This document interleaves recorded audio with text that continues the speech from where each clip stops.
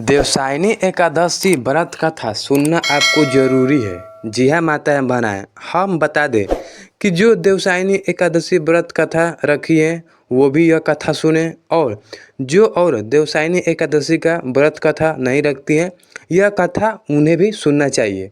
आपको व्रत का फल उतना ही मिलेगा जो औरत रखी है या जो औरत नहीं रखी है। तो आज हम आपको देवसायनी एकादशी व्रत कथा के बारे में बताएंगे, लेकिन आप लोग से एक बात का अनुरोध है कि आप लोग वीडियो को पूरा देखिएगा, तब हम आपको बताएंगे देवसायनी एकादशी व्रत कथा क्या है। तो चलिए वीडियो को देर न करते हुए स्टार्ट करते हैं।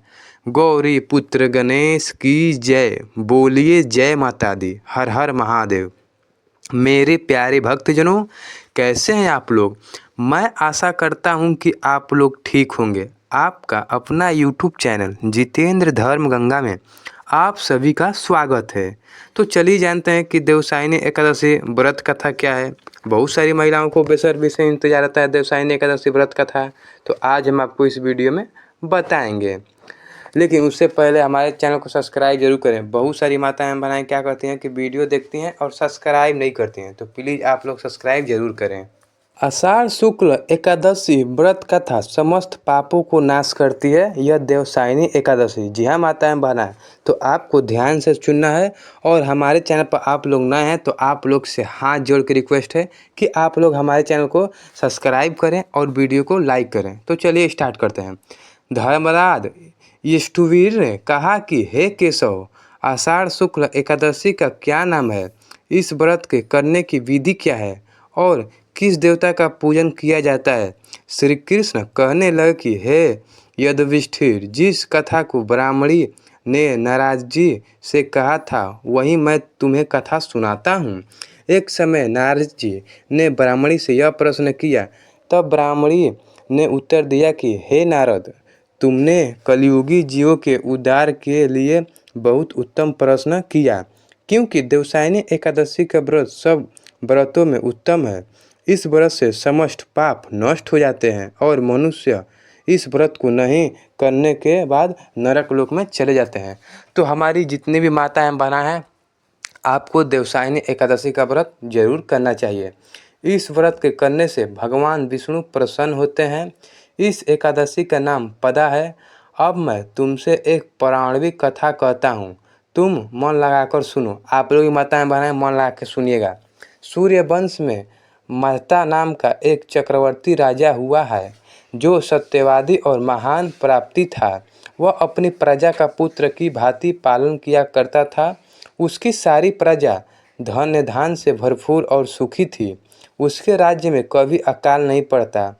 एक समय उस राजा के राज्य में 3 वर्ष तक वर्षा नहीं हुई और अकाल पड़ गया। प्रजा अन्न की कमी के कारण अत्यंत दुखी हो गई। अन्न के न होने से राज्य में अफरा तफरी मच गई। एक दिन प्रजा राजा के पास जाकर कहने लगा कि हे राजा, सारी प्रजा त्राही त्राहीमाम हो गई है, लोग इधर उधर भाग रहे हैं, हम क्या करें? क्योंकि समस्त विश्व की असंतुष्टि का कारण वर्षा है। वर्षा के अभाव से अकाल पड़ गया और अकाल से प्रजा मर रही है। इसलिए हे राजन, कोई ऐसा उपाय बताओ जिससे प्रजा का कष्ट दूर हो। राजा माधता कहने लगे कि आप लोग कह रहे हैं तो वर्षा से ही अन्न उत्पन्न होता है और आप लोग वर्षा न हो तो अत्यंत दुखी न हो। मैं आप लोग के दुख को समझता हूँ। ऐसा कहकर राजा कुछ सेना साथ लेकर वन की तरफ चल दिया। वह अनेक ऋषियों के आश्रम में भ्रमण करता हुआ अंत में ब्राह्मण के पुत्र अंगिरा ऋषि के आश्रम में पहुंचा। वहां राजा ने घोड़े से उतरकर अंगिरा ऋषि को प्रणाम किया। प्रणाम कर कर उनका आशीर्वाद लिया। मुनि ने राजा को आशीर्वाद देकर कुशल क्षेम के पश्चात उन्हें आश्रम में आने का कारण पूछा। राजा ने हाथ जोड़कर कहा, विनती कहने लगा भाव से कि हे भगवान, सब प्रकार से धर्म पालन करने पर भी मेरे राज्य में अकाल पड़ गया है।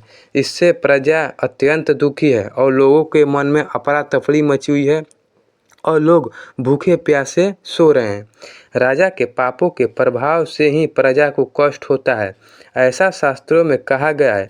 जब मैं धर्मानुसार राज्य करता हूँ तो मेरे राज्य में अकाल कैसे पड़ गया? इसका कारण का पता मुझको अभी तक नहीं चल सका। वो पूछ रहे हैं कि जब हम किसी भी तरह से पाप नहीं किए हैं तो आखिर में हमें ये कष्ट क्यों मिला है, आखिर में इसका क्या कारण है, क्या उद्देश्य है। अब मैं आपके पास इसी संदेश को निर्मित करने के लिए आया हूँ।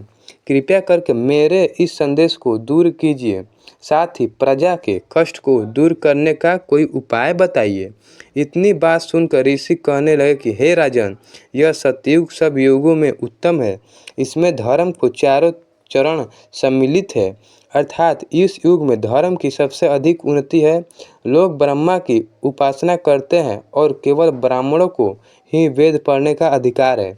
ब्राह्मण ही तपस्या करने का अधिकार रख सकते हैं, परंतु आपके राज्य में एक क्षुद्र तपस्या कर रहा है। इसी दोष के कारण आपके राज्य में वर्षा नहीं हो रही है। इसलिए यदि आप प्रजा का भला चाहते हैं तो क्षुद्र का वध कर दो। इस पर राजा कहने लगा कि महाराज, मैं उस निरपराध तपस्या करने वाले क्षुद्र को किस तरह मार सकता हूँ। आप इस दोष से छूटने का कोई दूसरा उपाय बताइए। वो सोच रहे थे कि आखिर में उन्हें क्यों मारे, वो बेकसूर है, वो बेकसूर है, उन्हें क्यों मारे, आखिर में वो कुछ गलतियाँ भी नहीं किए तो कैसे मार दें। तो पूछ रहे हैं कि कोई दूसरा उपाय बताइए।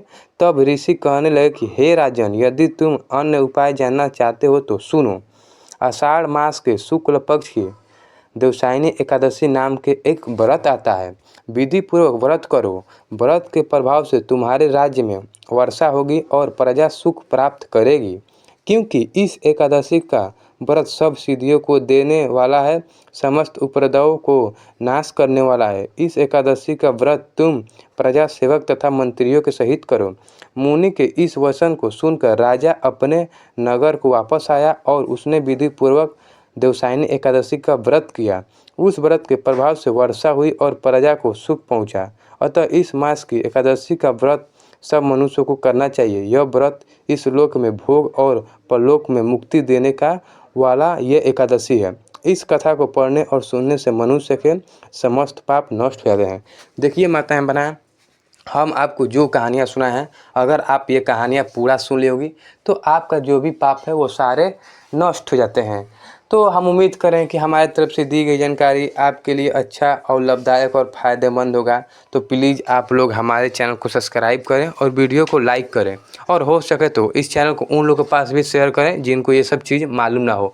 तो चलिए आज के लिए इतना ही, मिलते हैं किसी नेक्स्ट वीडियो में। तब तक के लिए जय श्री राम और जय बागेश्वर धाम। धन्यवाद माताएं बहनाएं।